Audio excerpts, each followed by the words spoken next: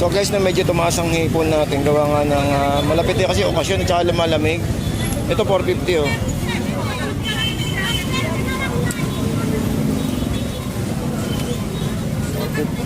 Dito 360. Yan. Medyo malaki ng konti okay lang.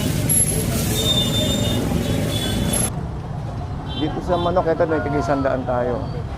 200? Dito pa tayo. 760 na lang. 7? 760 yan eh. 750 na lang.